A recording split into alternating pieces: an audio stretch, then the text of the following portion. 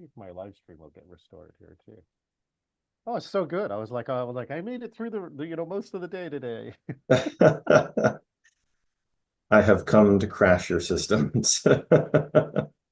Well, if there's anybody else I need here, it's you. And let's see if we Mhm. can heal the live stream. And let's see. I Yes, think I've got yes. almost everything. This is the fun part too, Ryan. If you don't know, right, this thing is streaming on over 20 different streams simultaneously. And again, we had over 50 people registered for this program. Okay, look, Fantastic. looks like we're back alive. So, Ryan, I'm going to give you back the stage and restart your clock for you. And if you don't mind, if you just take it from the top about overcoming toxic invisibility. Here Okay, you go. sure. No problem. Hi, everyone. My name is Ryan Takamiya. This is take two. I'm an executive DEI consultant, and I'm trained in collective healing and restorative justice. And I'd like to talk to you today about what I believe is an epidemic in the workplace that's plaguing your Asian American and Pacific Islander workers, and also affecting many other historically marginalized groups. And this epidemic I like to call toxic invisibility, which is a very new term for a very old problem that's been around for many decades. And I know you haven't heard of this term because I coined the term, and you haven't heard of me, so I'm sure you haven't heard of this term. It's a very new term, but I use it to describe the exclusion that we Asian Americans feel at work, at home, in society, and even inside our own minds. Okay, so let me just set the scene for you here. It's 2025. Uh, Supposedly we live in a post-racial America, right? You may have a good job, you may go to work, you may work very diligently, keep your head down, work hard. You couldn't possibly believe that your company or your bosses or your coworkers could be racist or think less of you because you're Asian. They may even take great steps to try and eliminate discrimination in the workplace. And yet, something doesn't quite feel right. Maybe you've been passed over for promotion while someone else who doesn't work quite as hard got promoted. Maybe you only get the minimum salary increase every year despite keeping your head down and working so diligently. Maybe in meetings you try to talk, but you don't like interrupting, so you don't often get a word in edgewise. Maybe your coworkers sometimes forget to invite you to lunch or to happy hour. Maybe they've even forgotten your name once or twice. Or worse, they've mixed you up with the other Asian person in your office. Maybe you've worked at this place for a while and there's still only you and that other Asian person in this office. Maybe this is all coincidence. Maybe. But if you're Asian American Pacific Islander or AAPI or any other historically marginalized group, then there's probably been something nagging at you in the back of your mind, something you can't quite put your finger on, a dissatisfaction with the way things are going. Well, I'm here to argue today that this isn't a coincidence and is actually a result of a mostly unconscious process that is not intentional, but still exists and serves to render you invisible. I believe Asian Americans are rendered invisible specifically in three ways: through external forces that are placed upon us, like a few pervasive myths that others have about us. It's also through internal forces that we place upon ourselves, like guilt, shame, fear, and more.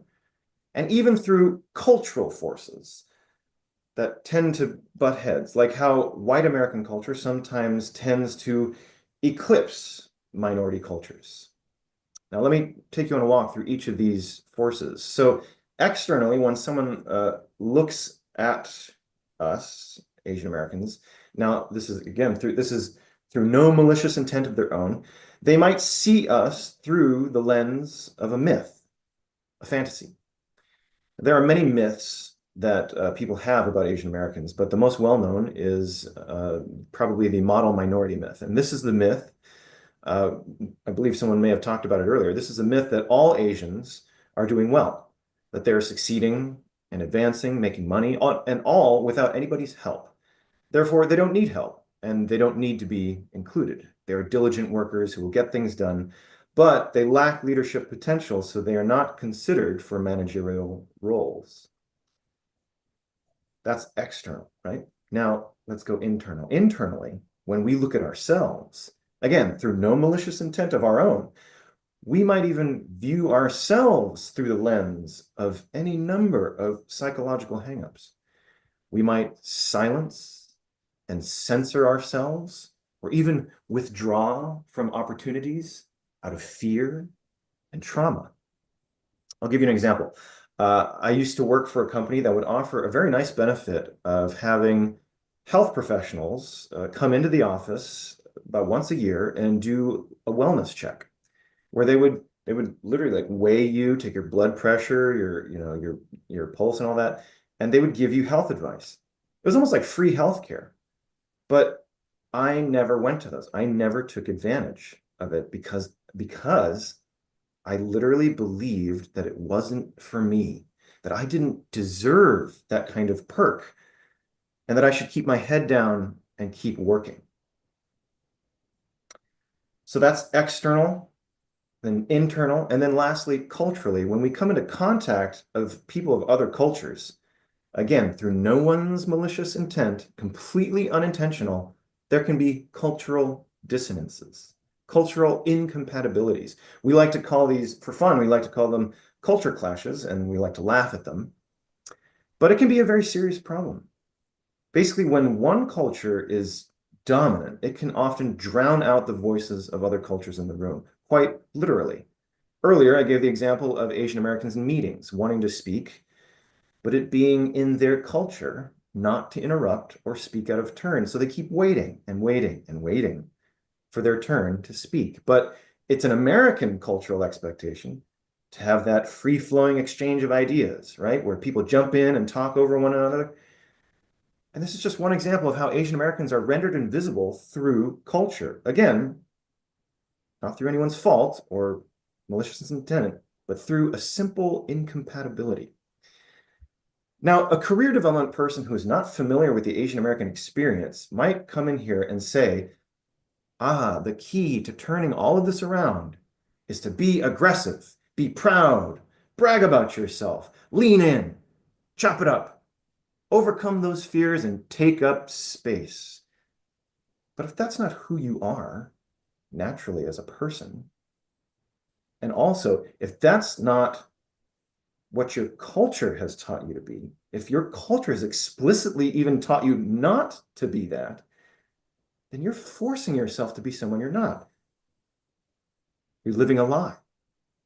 A career development person unfamiliar with the Asian American experience won't know that there are about a dozen different reasons why you won't speak up and speak out or brag about yourself. A dozen different reasons, externally, internally, and culturally.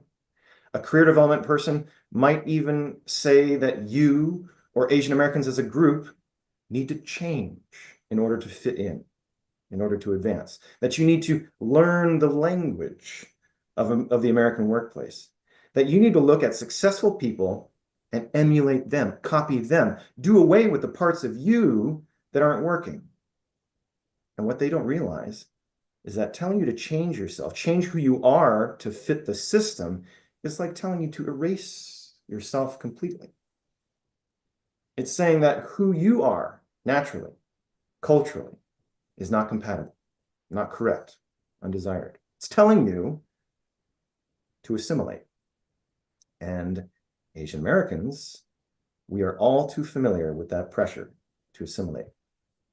Now, it's this pressure that I'm hoping to eliminate one workplace at a time, because this pressure to assimilate is not only making us feel unaccepted at our workplaces and unsatisfied with our jobs, it's starting to have some very real, very dire consequences. I'd like to share a story with you very briefly about one of those types of consequences. So I'm actually half Japanese, half Chinese myself, and I am a fifth generation American.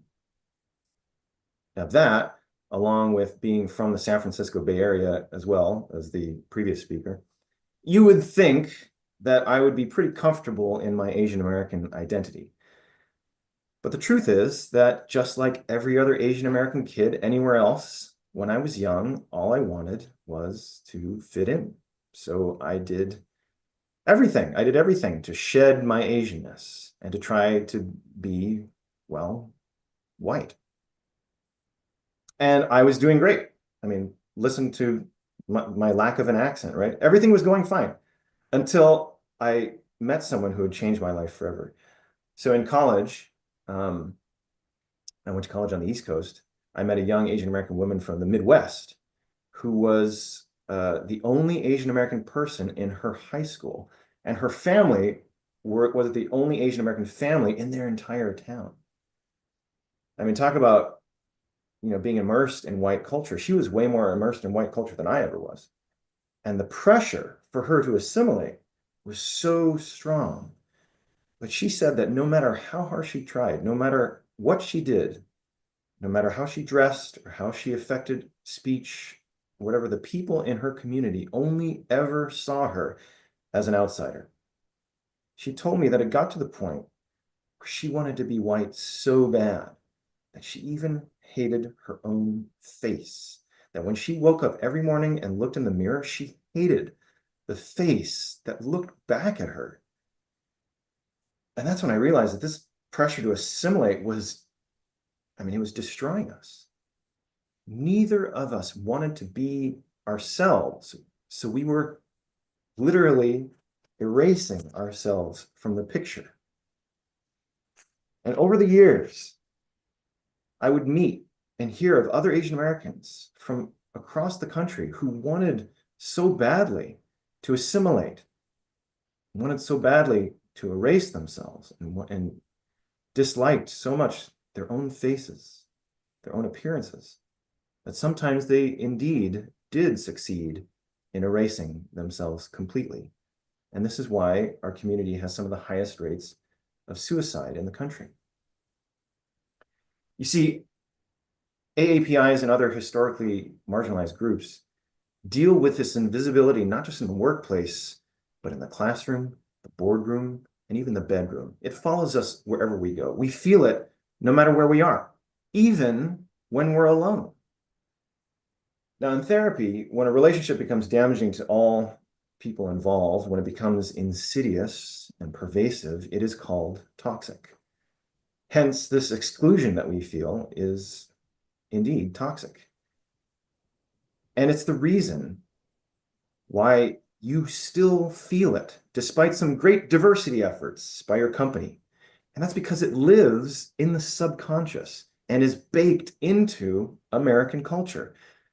Cultural competency trainings and unconscious bias trainings are great for helping people become aware of these issues, but awareness is cheap. I just helped you become aware of this in less than 15 minutes. Real change will only come with a complete cultural shift. Now, that may sound like a big task, and it is, but I have a three-pronged approach to doing it right here. Now, to introduce my strategy for overcoming toxic invisibility, I've got a crazy question for you. What if you didn't have to change in order to fit in?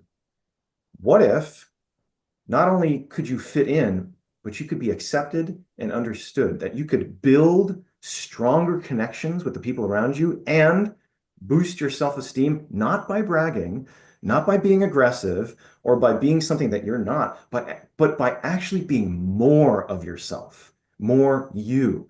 What if I told you that getting ahead in your career, being more visible, and changing your workplace culture actually required you to be more honest, to not hide your Asianness, but rather embrace it, understand it, share it with others, and literally build structures around it.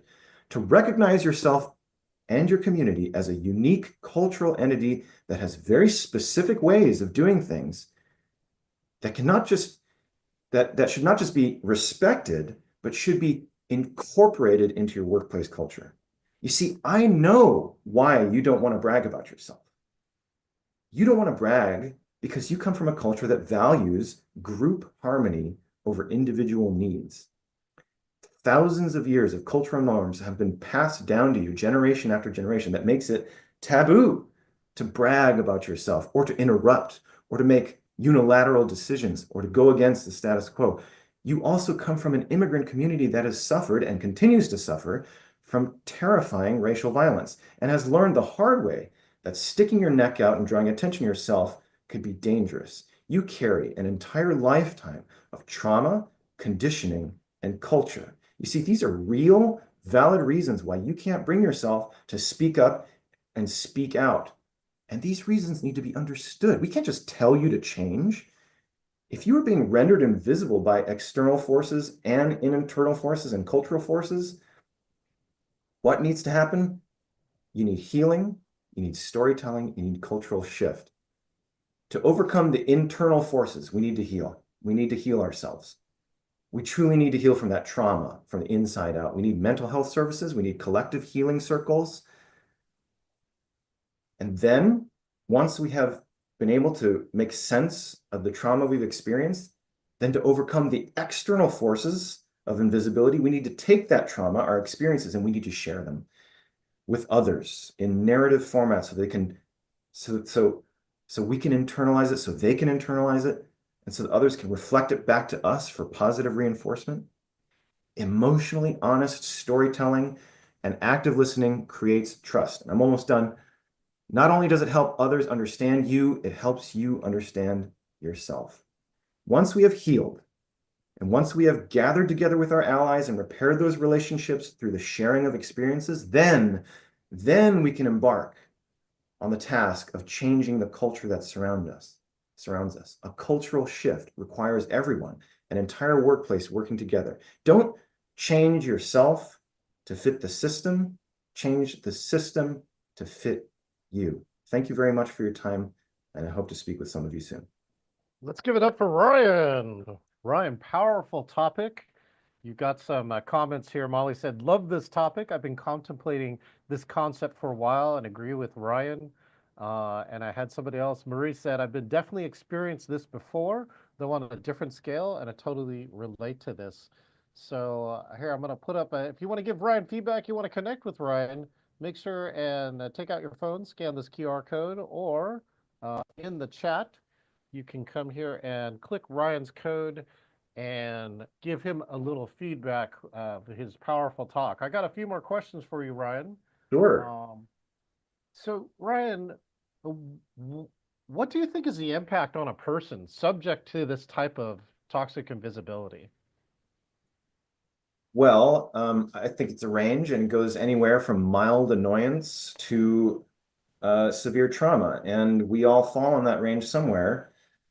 And again, it's sort of like how aware of it you are. When we're in the office, sometimes we spend so much time working and not focusing on social issues that we don't really realize that we're being rendered invisible or forgotten until it reaches some kind of breaking point.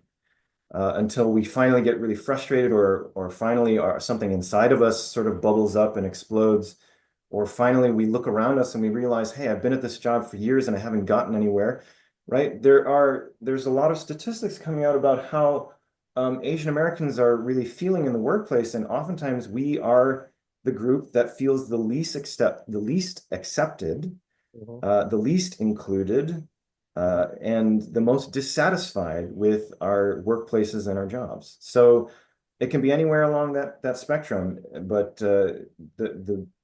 no matter where it falls, it's all negative, basically.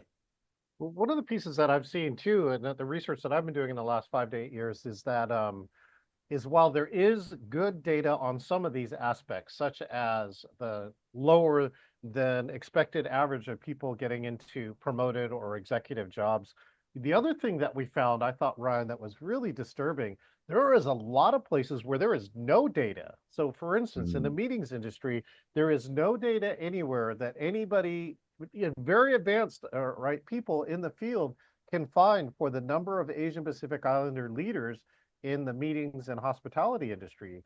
So, Ryan, I don't know if you've seen this lack of data, but I'm curious if you have any comments on, things like that, like complete blind spots compared to places where we have data.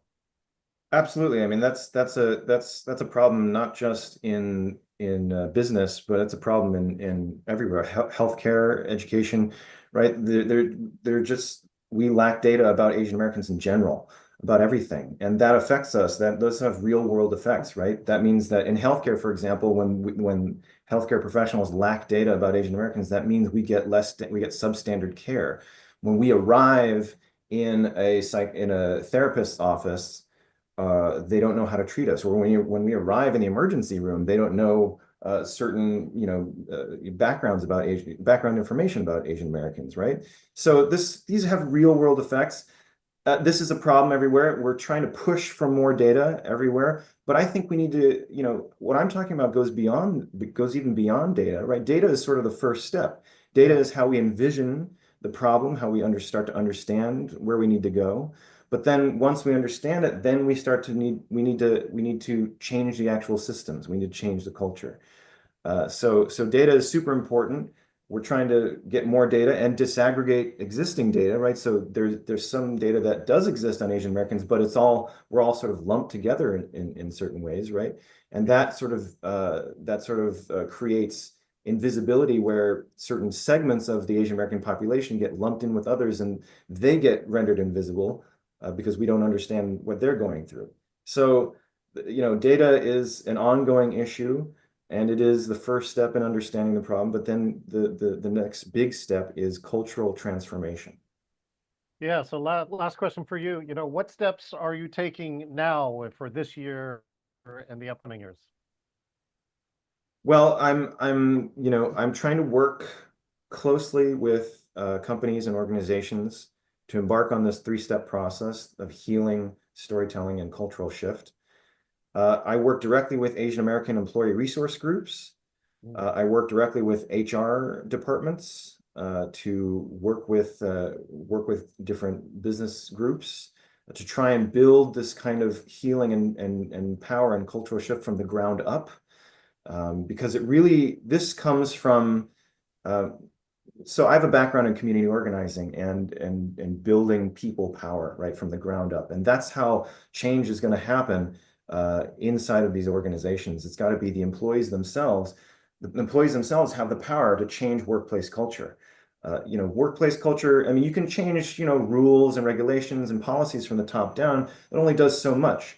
The real culture is in the relationships between people, between workers, right? And those are determined by the workers themselves. How you relate, how you work with another person, that's going to be you, right? That's you on the ground floor. So I am trying to really spread this message among companies and as many companies as I can, organizations as I can, and really try and work with people to create better relationships and to change their workplace culture. Outstanding. Ryan, thank you so much for sharing your story and for sharing your work. I look Thank you forward for to having me. seeing more of you in the upcoming year. All right. Thank you, John. Outstanding. All right, let's see. Thank you, Ryan. Coming up next, we have this amazing speaker. All right, she's going to identify how beliefs shape our reality and why they're not always true. Right? She's going to discover why limiting beliefs create unnecessary struggle, and you're going to learn practical strategies to question and reframe limiting beliefs. Let's please welcome to the stage the one and only Molly Chen. Hi, Molly. How are you? Good. How are you, John? You can hear me well, right? Oh, what's up? You can hear me clearly, right? Yes. Oh, yes. Can definitely hear you clearly. Got you, Molly. Good. Do you have some Excellent. slides with us today, or are you just presenting today? No, I'm just presenting, just me chatting. Of course you are. Well, I'm so great. Such great, powerful chats. I hope you enjoyed that last chat by Ryan. Yes, I did. I loved it. Yeah. Outstanding. All right, I'm going to give the stage to you, Molly. I'll be always here for you, and I'll start your clock. Here you go, Molly Chen. Hey, thank you, John. So I am here to trigger you today. I want to start the speech with a simple, easy exercise. I want you to think about something that you care about a lot and that you firmly believe in. Okay, it could be a political belief, a spiritual belief, a belief about yourself, a belief about other people, a belief about life in general. Any kind of belief will do. Just something that you care about a lot, and really, really believe in. And I'll give you a few seconds to come up with this belief and type yes in the chat when you're done, or even type out this belief. 10 seconds, okay? Perhaps you believe that your kids will never succeed in life if they don't go to college. Or perhaps you believe you will never be happy until you make enough money to buy that dream house. Or perhaps you believe there is no life after death. Any kind of belief, it doesn't matter.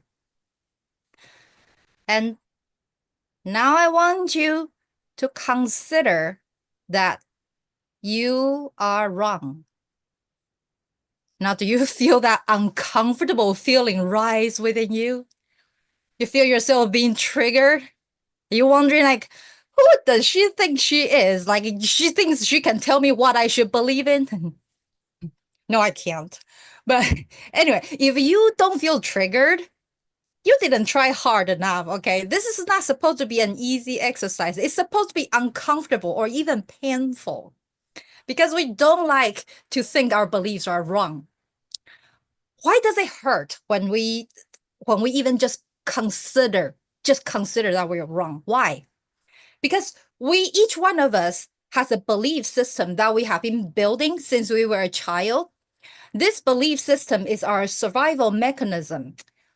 We have been building it around the environment we grew up in, according to our personalities, or based on what our parents, our teachers, our friends react to us.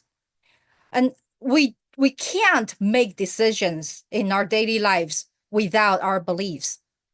So when we even briefly consider that we are wrong, it feels like there's a crack in the belief system. And we worry that it would cause the whole system to crumble, and exposing us to this big, wide, unknown, possibly very dangerous world. And we don't like that feeling. So we prefer staying in this safe bubble, this comfort zone, meaning we prefer to believe that we are right, we are always right, we are the only people who is always right. That's what we like to feel. We don't like to think we are wrong. But sometimes it is important to just consider this. And I'll tell you why. I'll give you an example. When I was young, I was chronically depressed for many years. And once, my best friend gave me a potted plant as a gift. And this was a very special gift for me because it reminded me of our friendship and our childhood growing up together, because I had not seen her for many years. And the plant reminded me of her, right? So, and another reason it was so special is because I grew up in a big city in Taiwan. And I always lived in an apartment building. So I never owned any potted plant until then. So it was the first time. And the first time is always the most exciting, right? And even though I never owned a plant in my whole life, I knew exactly what to do. I put this plant on the windowsill, gave it a lot of sunshine. I watered it, and I talked to it. I gave it a lot of love. I played the classical music, because we all know plants love classical music, right? So a week later, the plant started to look a little sick. I thought I didn't give it enough water, so I watered it some more.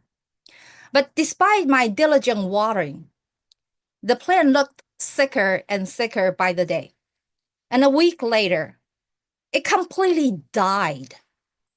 Now, remember, I was depressed at this time, right? So when the plant died, I was traumatized. It just sent me into this downward spiral. I don't understand what I did wrong. I gave this plant everything. I gave it water. I gave it sunshine. I gave it love. I gave it everything a plant could have ever wanted and needed, and it still died. I did everything right, and I still killed the plant. I'm such a black thumb. I'm a plant killer. I cannot even keep a plant alive. I will never accomplish anything in my life in the future. There is no hope in my life. I might as well be dead now. That was how traumatized I was. Now, if you are an experienced gardener, you probably already figured out by now how I killed that plant, right? Type in the chat if you know how I killed that plant. Some of you probably know. Yeah, I overwatered it. But it may be obvious to you, but I didn't know that. I didn't know a plant could die from overwatering. Why didn't I know that? Because even though I was a gardening newbie, somehow at some point when I was growing up, I formed this belief that there were only two types of plants in this world. The first kind of plant is called cacti. Okay, a second type of plant is called not cacti. And I also believed if a plant is a cactus, then you never water it. It doesn't need any water. And if a plant is not a cactus, which my plant belonged to that category, my plant was not a cactus. So I believed it needed to be watered every single day. Otherwise, it would die from dehydration. That was my belief. And I believed it in so firmly. I never considered myself to be wrong. And because of that, I never looked up information on gardening to see if my belief was accurate. And that was how I killed that plant. And this experience traumatized me so much that I was unable to get back to gardening for over a decade. But when I finally started gardening again, this time I decided to do things right, do things properly instead of just doing it based on my assumptions and the beliefs. So I started reading books on gardening. I watched YouTube videos. I talked to experienced gardeners. And then I realized there are so many different kinds of plants in this world. It's not just cacti and non-cacti, right? Different plants need different amount of watering, different amount of sun exposure, even different amount of nutrients. It's really complicated. It's just like life. And that experience got me thinking. It made me reflect back on my life. And then I realized so much of my suffering, so much of my depression was not caused by the traumatic experience that happened in my life, but they were caused by my false assumption, my false beliefs about life. Do you know what else that I believed in when I was depressed? I believed that I would never be loved for who I was. And because I believed it so firmly, I never asked myself, what if I am wrong? What if there is nothing wrong with me and all I need is to find my own tribe? I also believed that I was not talented enough to accomplish my goals. And because I believed it so firmly, I never considered the possibility that talent is overrated and hard work and consistency are key to success. I also believed that I could never be happy unless I could have the exact life that I envisioned. Because I believed it so firmly, I never considered the possibility that perhaps the most beautiful life I could ever live is beyond my wildest imagination. I never considered that possibility. I never asked myself, what if this belief is wrong? What if this is false? It's just an assumption. So if you feel sorry for me or thought some of the beliefs that I mentioned was ridiculous, I want you to ask yourself, what beliefs do you have in your life that could be causing you unnecessary suffering? And I want you to ask yourself, what if I am wrong? What if this assumption I have is baseless? There is just no proof. It is just something that I believe in. But remember, no matter how hard you believe in something, it does not turn untruth into truth. No matter how hard I believed, no matter how much I believe I needed to water my plant, that does not turn it into truth. My plant didn't need that much water. It took me so many years to finally have the humility and courage to ask myself this question daily. What if I am wrong? I could be right, but what if I am wrong? And every single time when I ask myself this question, what if I am wrong? It makes me think and makes me see the possibility outside of my imagination. And because of that, I was able to come out of depression gradually. So I want you to do this exercise every day with every single one of your beliefs. Doesn't matter if it's a true belief or if it's a false belief, because we don't know which ones of our beliefs are true. They all feel true to us. So we want to test every single one of our beliefs. We want to ask ourselves questions. This same question, what if I am wrong?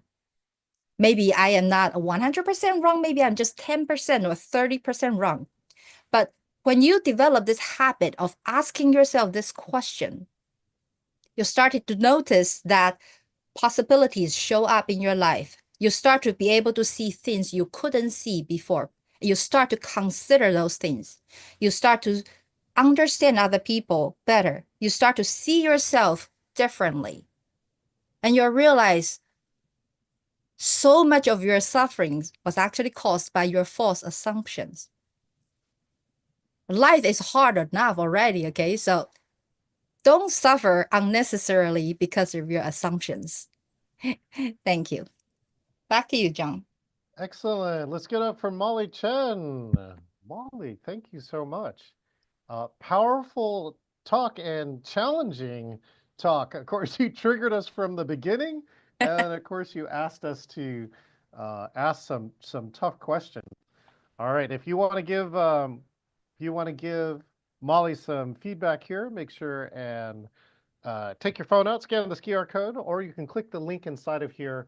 Tell some things that you really loved about Molly's talk, and of course, ways that you can make it even better. Kathleen said, don't suffer unnecessarily because of your assumptions. Those are great words to live by. My question, Molly, my first question to you is, what is your belief now about perfection? I don't believe in perfection anymore. Thank you. I love that question because, of course, like a lot of Asians, I had a serious, just really bad, paralyzing perfectionism. And I can tell you that I know perfectionism is the cause of depression for many people. And I consider perfection to be almost like an addiction, I would say. Yeah. Yeah, well, that brings me to my next question too. Then, I'll share this definition too. Somebody else about perfection says perfection is the lowest standard possible, right? So maybe you can share that. But my next question is, what do you believe about depression now? I really so this is, I would say this is probably a very what is that word? Like Contrarian? Yeah. Contradictory. Okay. So basically, I really firmly believe that, again, as always, I test my beliefs, but based on my experience, that I think depression is really a lot of our suffering. For example, like what caused depression or anxiety, it's just based on our false assumptions, our beliefs. And so we believe because of something traumatic events that happened to us, because of our past, because something happened to us, it will continue to happen to us. So that belief, that belief of permanence is a source of depression, because you believe your past is an indication of your future, Oh, which yeah. is totally untrue. And I'm totally proof of that, because where I came from, what I used to be like was totally different from who I am today. And I know I was able to make that change because uh, I really paid a lot of attention to where my thoughts go. And I could see that when your belief, when your our beliefs, our assumptions, our hypothesis, Mm-hmm. they are just a trajectory.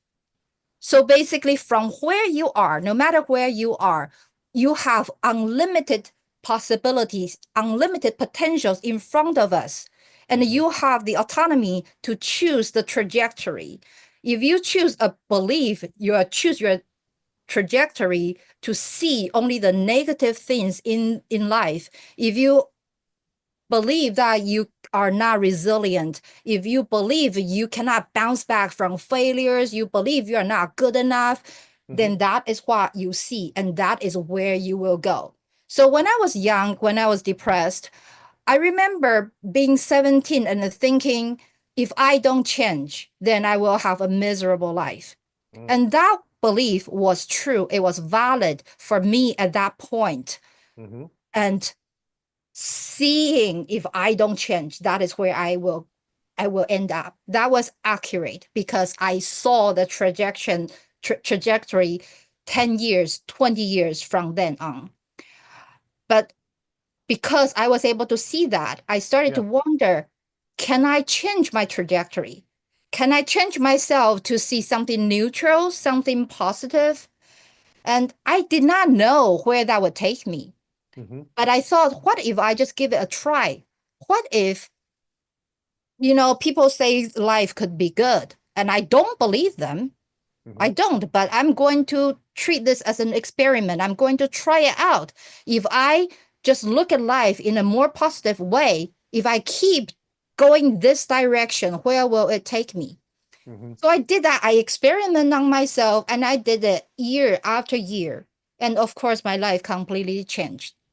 Yeah, And this today, is when I talk to people suffering from depression, of course, they will say, no, that is not how depression works. You can't just change your thoughts.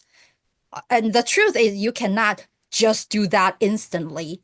It requires a lot of practice, and you have to just really keep working at it. It's like you can become an expert at anything if you are willing to put 10,000 hours into it. And I have done that multiple times in my life. The first time I went into music school, and I can tell you, yes, it did take me about 10,000 hours to become a concert pianist. And then the same thing applies to depression. Perhaps it took me 10,000 hours of thoughts, positive thoughts, to pull me out of depression. And it's not easy. I'm not saying like you can just change yourself to become not depressed, but it is possible. Just because it's hard doesn't mean it is not possible. And I can tell you that some people will argue that, oh, depression it's biological, it's hereditary. And I can tell you that probably applies to me too, because depression, mental illness does run in my family. And I know that I had a very low emotional baseline. So I grew up just didn't feel very happy. But I was also able to shift that, to change that into a more positive direction just by keep working at it. So just because it's hard doesn't mean it is impossible. And I think I answered that question.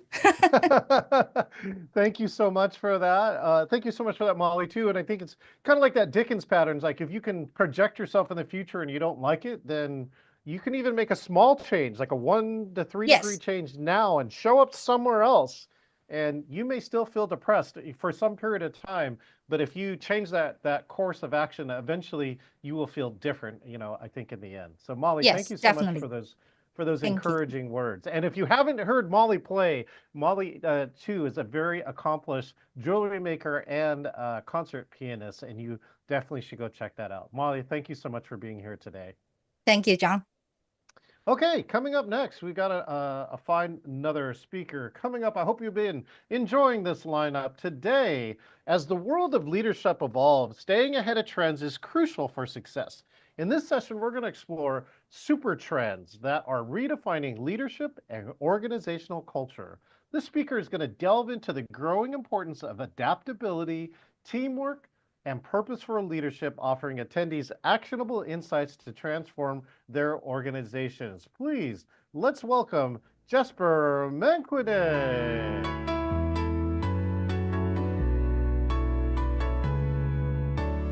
All right, Jesper, welcome to the AANHPI Speaker Showcase. How are you doing today? John, I'm doing well. Thank you for having me, and thank you for organizing today's event. Oh, I'm excited to have you here. Are you ready? I am ready. All right, I'll hand the stage over to you. Here, let me make sure and turn off my share here. All right, and hand the stage over to you, Jesper. Thank you so much, and I'll start the clock now. Excellent. Hello, everyone. Let me go ahead and share some. I see it starting now, and Hello, everyone. So let's talk about the future, especially when it relates to company culture and leadership. Now, I want to share a memory. It's a memory I actually don't remember, but it's a memory that my mother had shared of me. And I don't remember when or what it was, but she did share it a couple of years ago. And she told me that when I was growing up, and if I could guess, it was probably at the age of maybe 5 or 6. But at that age, I went up to my mom and I told her, "Mom, when I grow up, I want to be a leader. Mom, when I grow up, I want to be a leader." Now, for someone that age, at 5 or 6, seems adorable, but it's an advanced topic for someone at 5 or 6. If you think about it, I could have told my mother, "Mom, when I grow up, I want to study macroeconomics." Such an advanced topic at that age. However, as I grew up, there were many leadership opportunities that fell into my lap. I remember volunteering for nonprofits. When I went to college, I was involved in extracurricular activities, new student orientation, student government. After graduating, I landed into a role into the hospitality industry, and I was already leading people. And I was inspired by the work I was doing. I went back to school for my master's degree in executive leadership and continued taking on roles, leading other people. And what I've come to realize above all these years, leadership is really about that vision, that mission, that purpose, inspiring others, encouraging others to grow, really that encouragement and that support to really push other people to the next level. Now, with that said, what are the trends related to leadership? Now, as we look into the future, I do believe that leadership and company culture is going to become much more collaborative, and this emphasis of teamwork is going to become much more emphasized. And here's why. 3 reasons. 1, increased complexity of task. When we look at the history of human inventions, in the caveman years, the wheel and the spear, those were much less complicated. But when you look at today's breakthroughs, we have self-driving cars, we have blockchain technology, we have artificial intelligence. It requires more people to work together. And we can see this trend, especially with the Nobel Prize. When you look at the past century, it was much more common for one person to receive it. For example, 1921 in physics, Albert Einstein. 1925, literature, it was George Bernard Shaw. Now, fast forward to this century, chemistry, 2024, it was awarded to a team of 3 researchers. And then economics, 2024, again, awarded to another team of 3 researchers. It's not a coincidence. The world's challenges are becoming much more complex for one person to solve on their own. And the second reason is support and motivation. Working in silos can be draining and demotivating. But when you're working with a team, that encouragement from other people helps you stay motivated and focused on your goals. And this is especially important as remote work and hybrid work are still going to play a major role into the future. And research from Harvard Business Review has revealed that employees who are socially connected and they feel that they're part of the team are more than twicely to feel engaged and stay with their companies.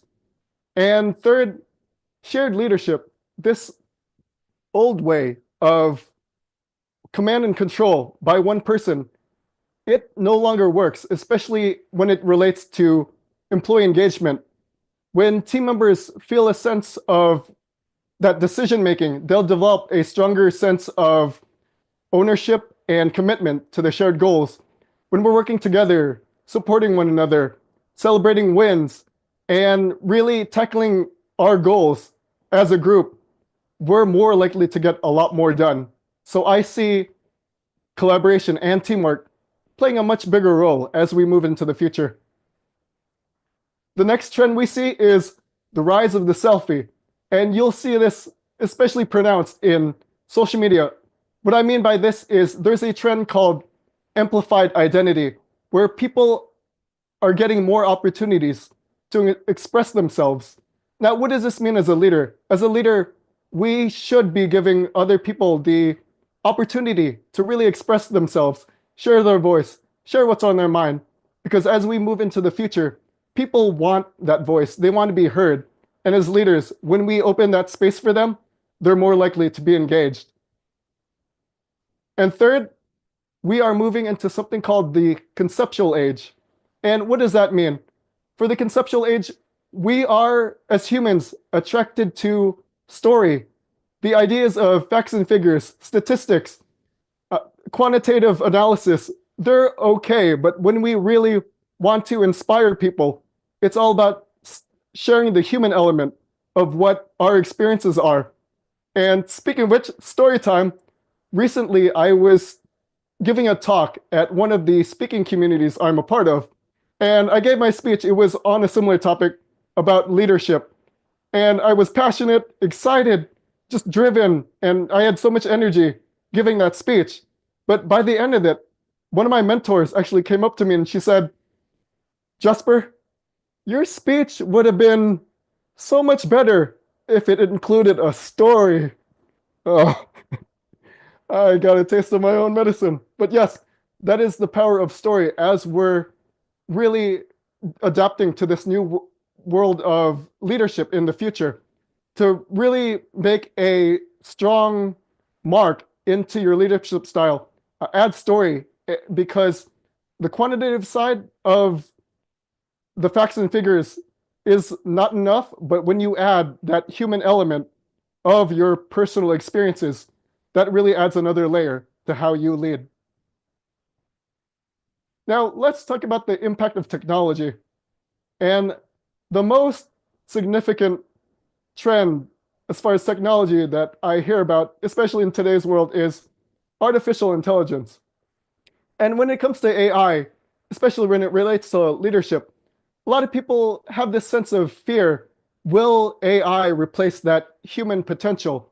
And the more I think about it, the more I realize that AI, if we embrace it, it actually brings in a lot of opportunities. And here's why. As I look at all the tools, the software that's out there, I realize it can actually help us become better leaders. For example, one of the tools that I've seen out there, there are meeting transcription services that actually take the chat, the transcript of the meeting, and it'll analyze how well you presented yourself as a coach and leader. So there are these automated programs that will actually analyze how you spoke and the tone and how you presented yourself and how you related to other people. And it'll give you a score as to how well you applied yourself in those different areas. Next part is customized coaching. I've seen software out there where you provide where you are currently in your leadership journey, and it gives you a customized plan into how to become a better leader.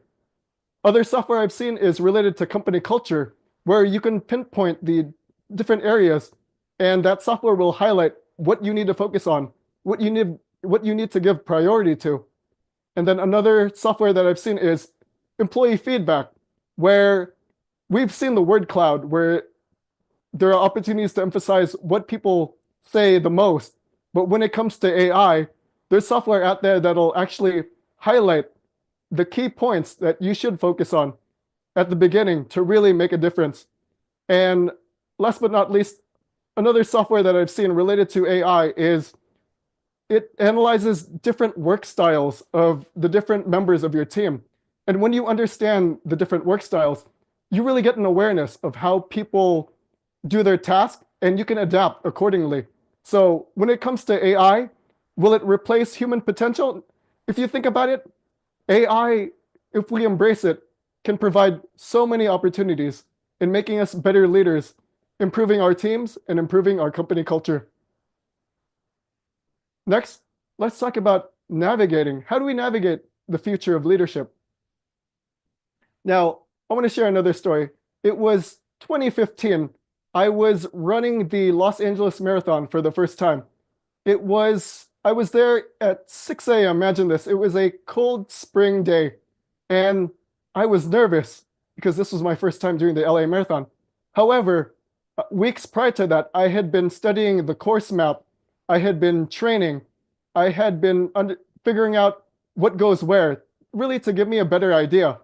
And that's where it leads to how we navigate the future.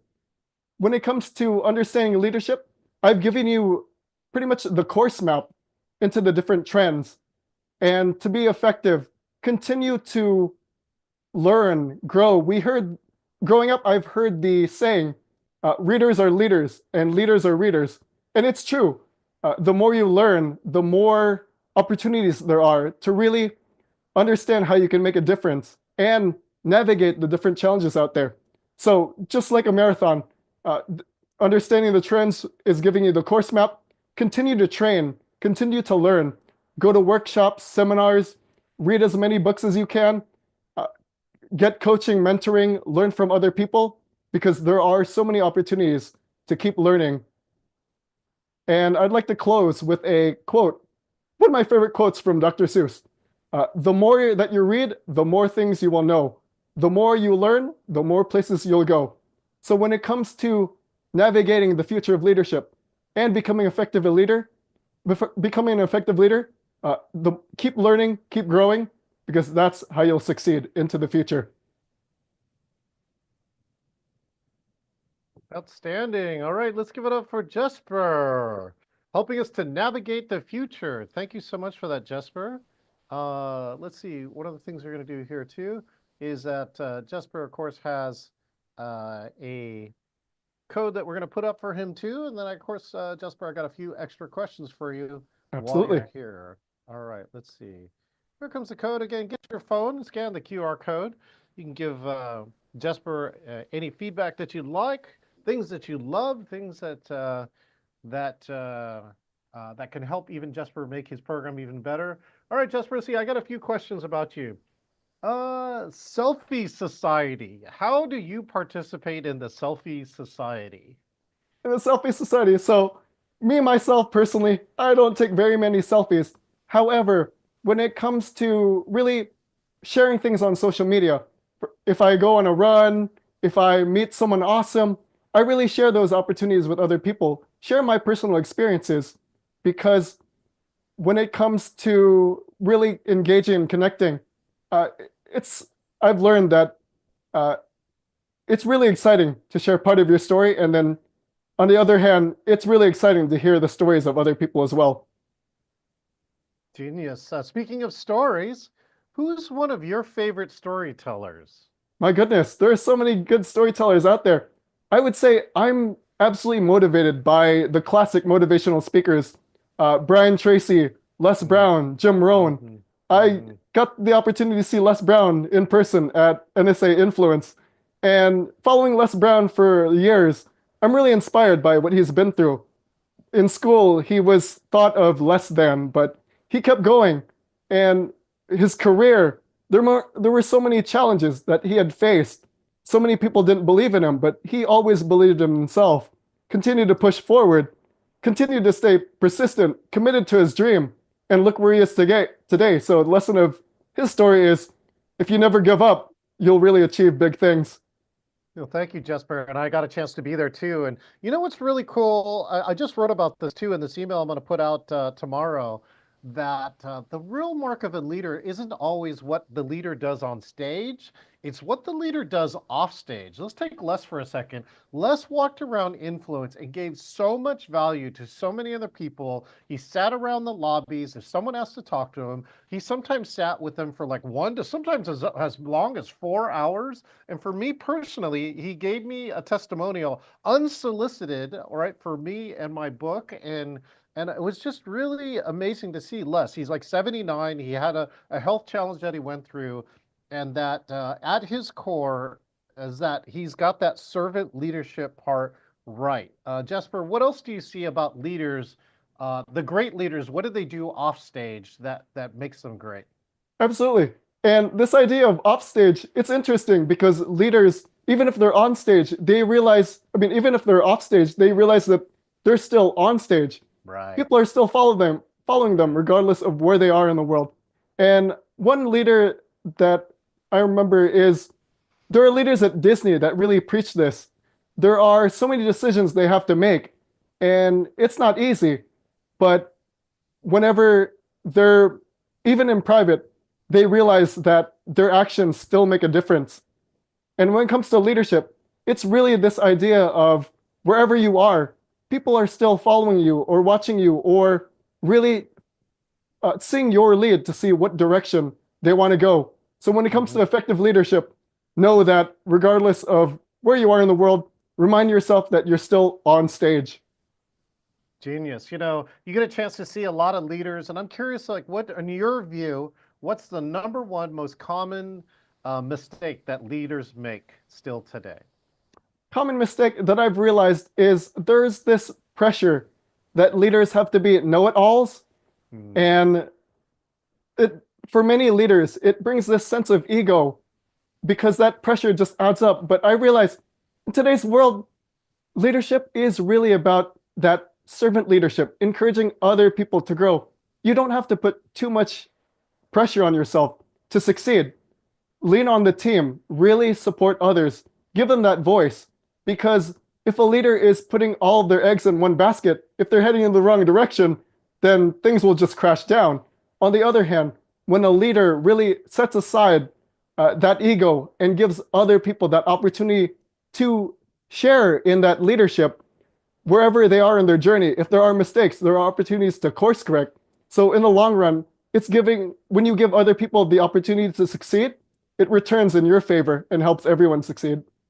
Yeah, I think the other part too about the know-it-all leader is that the authenticity of a leader, even especially when they say, you know what, I don't know, right? And just, I'll go find out. But just to be honest in that moment, to have the courage to say, I really don't know what the right answer to this is, much more authentic and honest than when you try and BS an answer. So That's with right. that, my last question of the day, just for you is, if you have one, if a leader was listening to this and you could give them one tip that they could follow in 2025, what's that one tip?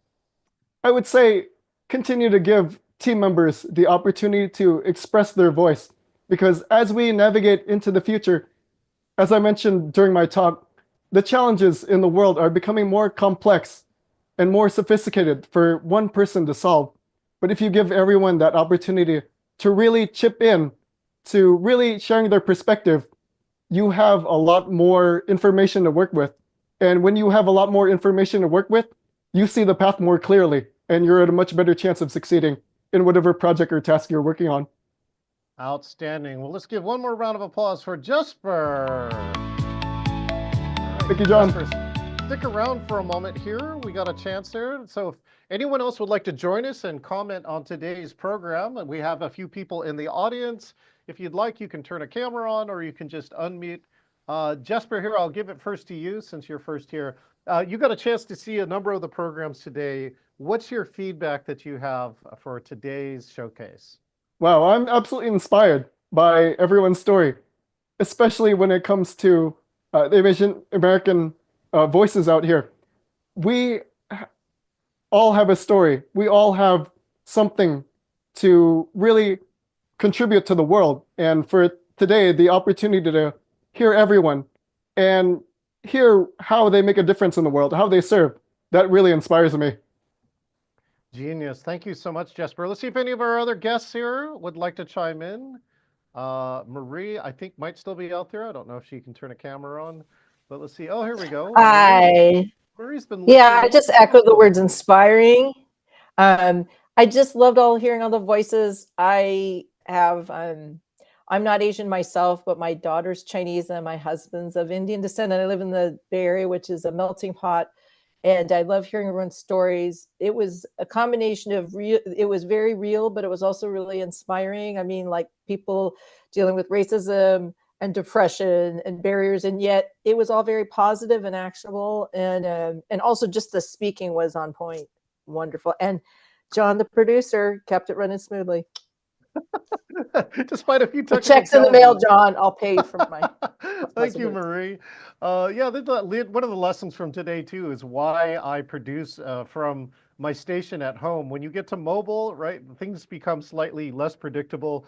And my home studio, it doesn't matter too. Sometimes things happen there, but the more important part is how do you deal with them, right? And so, like all of these challenges, like today, the technical challenges you face. It's not what happens, it's how you handle them. I love that Kathleen, she said she was so honored to attend the showcase and that it really helped her personally and professionally with that. So with that, we're going to leave you here. We want to, if you would like, you can also come back in an hour at 3 o'clock.